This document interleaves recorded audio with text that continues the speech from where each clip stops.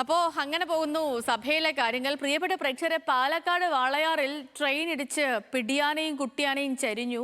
കേരള തമിഴ്നാട് അതിർത്തിയായ ചാവടിപ്പാറ പുതുപ്പതിയിൽ ട്രാക്ക് മുറിച്ചു കടക്കുന്നതിനിടയിൽ train തട്ടുകയായിരുന്നു. Mangaluru Chennai express ട്രെയിനാണ് ആനകളെ ഇടിച്ചത്. 20 മിനിറ്റോളം ട്രെയിൻ വനമേഖലയിൽ നിർത്തിയിട്ടു.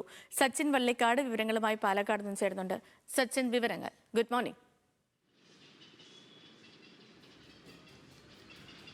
Sethulakshmi, good morning.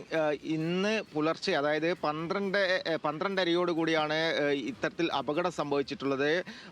കേരള തമിഴ്നാട് അതിർത്തിയായ ചാവടിപ്പാറ പുതുപ്പതിയിൽ വെച്ചാണ് 2 ആനകളെ ട്രെയിൻ ഇടിച്ചിട്ടുള്ളത്. അതായത് ട്രാക്ക് മുറിച്ചു കിടക്കുന്നതിനിടെയാണ് കുട്ടിയാനയും പിടിയാനയും ട്രെയിൻ ഇടിച്ച് ചെരിഞ്ഞിട്ടുള്ളത്. പ്രധാനമായും 50 മീറ്ററോളം ഈ ആനകളുടെ ജഡം ട്രെയിന് വലിച്ചിഴച്ച് കൊണ്ടുപോയിട്ടുണ്ട്.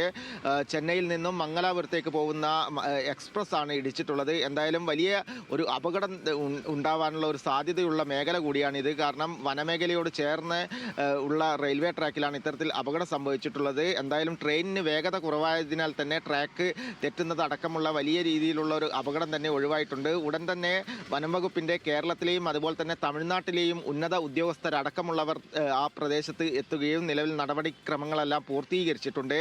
50 മിനിറ്റോളം ട്രെയിന് വൈകുന്ന സ്ഥിതിയും ഉണ്ടായിട്ടുണ്ട്. എന്തായാലും ആനയുടെ ജഡം സമീപത്ത് തന്നെയുണ്ട്.